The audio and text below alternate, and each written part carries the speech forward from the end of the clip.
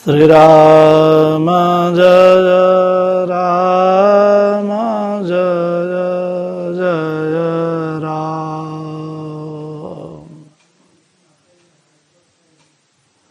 एक देवी ने जिज्ञासा व्यक्त की है कि कार्तिक के महीने में तुलसी विवाह महोत्सव मनाया जाता है, तो वो कब करना चाहिए। किसी पंचांगकार ने जो वाराणसी आदि से प्रकाशित हैं और प्रामाणिक माने जाते हैं, किसी पंचांग में द्वादशी को तुलसी विवाह लिखा जाता है, किसी पंचांग में एकादशी को लिख देते हैं। तो इसके पीछे क्या रहस्य है और कब तुलसी विवाह महोत्सव करना चाहिए। तुलसी विवाह का बड़ा शास्त्रीय महत्व है। कितने भक्त तो ऐसे होते हैं कि कार्तिक में 1 महीने तक अपने हाथ से तुलसी का दल नहीं तोड़ते। दूसरे से भले तोड़वा लें, भगवान को समर्पित करना है। कार्तिक में तुलसी के पूजन की बड़ी महत्ता है। अगर किसी के यहाँ बहुत विपन्नता हो, दुख हो और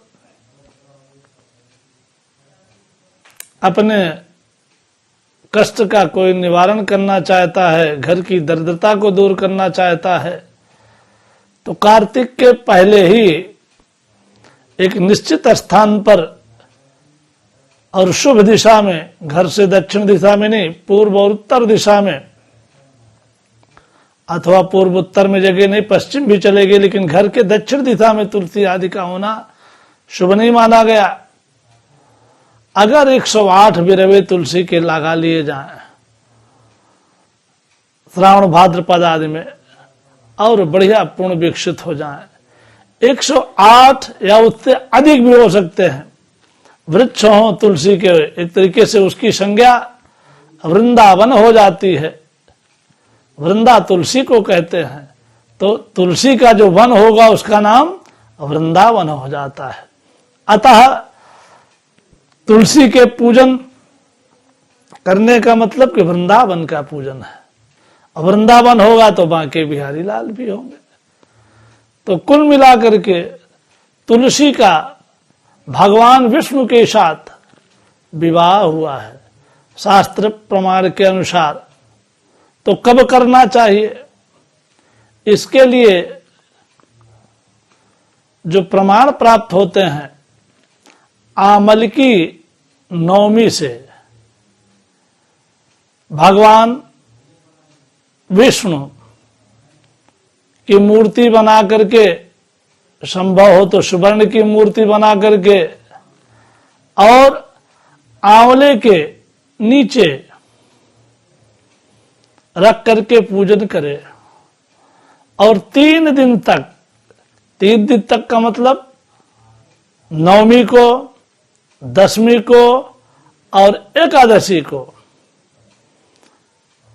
इसका बढ़िया महोत्सव करे, बढ़िया विवाह की विधि संपादित करावे किसी विद्वान आदि को बुला करके। और एकादशी के दिन वैवाहिक विधि तुलसी जी का नारायण के साथ करावे।